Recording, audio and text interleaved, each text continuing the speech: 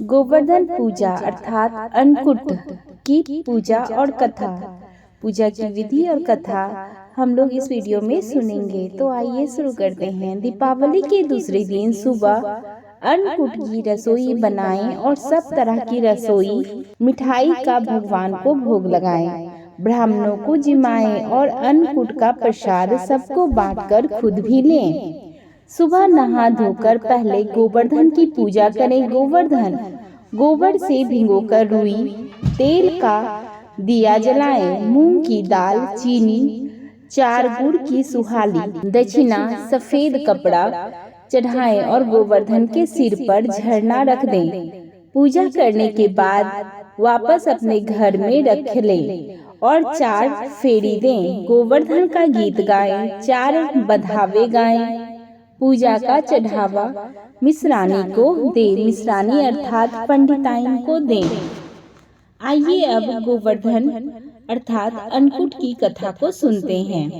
एक दिन भगवान श्री कृष्ण ने देखा कि पूरे ब्रजवासी तरह तरह के मिष्ठान और पकवान बनाए जा रहे हैं। पूछने पर ज्ञात हुआ कि यह सब बकासुर संहारक मेघ देवता देवराज इंद्र की पूजा के लिए तैयार हो रहा है। इंद्र की प्रसन्नता से ही वर्षा होगी, गायों को चारा मिलेगा तथा जीवोपार्जन की समस्या हल होगी। यह सुनकर भगवान श्री कृष्ण ने कहा, इंद्र की निंदा करते हुए कहा, उस देवता की पूजा करनी चाहिए जो प्रत्यक्ष आकर पूजन सामग्री स्वीकार करे। गोपों ने यह वचन सुनकर कहा, कोटि कोटि देवताओं के राजा की इस तरह से आपको निंदा नहीं करनी चाहिए। श्री कृष्ण ने कहा, इंद्र में क्या शक्ति है जो पानी बरसाकर हमारी सहायता करे। उससे तो शक्तिशाली तथा सुंदर यह गोवर्धन पर्वत है जो वर्षा का मूल कारण है। इसकी हमें पूजा करनी चाहिए। भगवान श्री कृष्ण के बाग जाल में फंसकर सभी ब्रजवासी ने चारों ओर धूम मचा दी। तत्पश्चात नंद जी ने ग्वाल ग्वालिनों सहित एक सभा में श्री कृष्ण से पूछा, इंद्र की पूजा समाप्त होगा, चौमासे के सुंदर दिन आएंगे, मगर गोवर्धन पूजा से क्या लाभ होगा। उत्तर में श्री कृष्ण ने गोवर्धन की भूरी भूरी प्रशंसा की तथा उसे गोप गोपियों की आजीविका का एकमात्र सहारा सिद्ध किया। भगवान की बात सुनकर समस्त ब्रज मंडल बहुत प्रभावित हुआ तथा अपने अपने घरों से लाकर समधुर मिष्ठान पकवानों सहित पर्वत तराई में श्री कृष्ण द्वारा बताई विधि से गोवर्धन की पूजा की। भगवान की कृपा से ब्रजवासियों ने द्वारा अर्पित समस्त पूजन सामग्री को गिरिराज ने स्वीकार करते हुए खूब आशीर्वाद दिया। सभी जन अपना पूजन सफल समझकर प्रसन्न हो रहे थे। तभी नारद इंद्र महोत्सव देखने की इच्छा से ब्रज आ गए।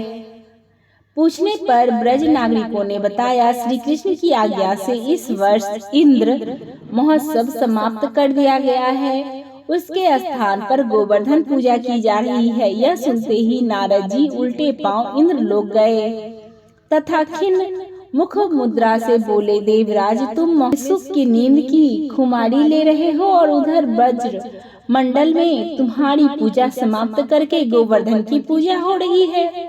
इसमें इंद्र ने अपनी मानहानि समझकर मेघों को आज्ञा दी कि वे गोकुल में जाकर प्रलयकारी मूसलाधार वर्षा से पूरा गांव तहस नहस कर दे।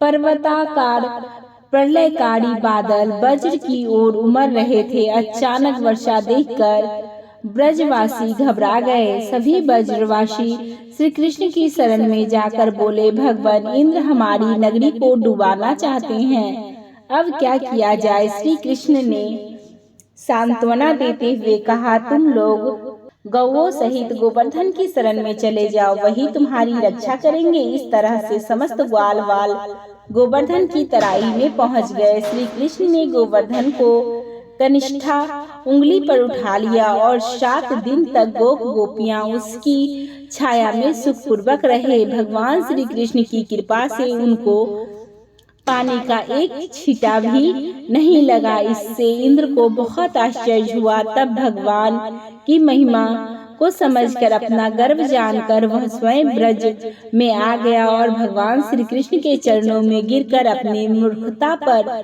बहुत पश्चाताप किया।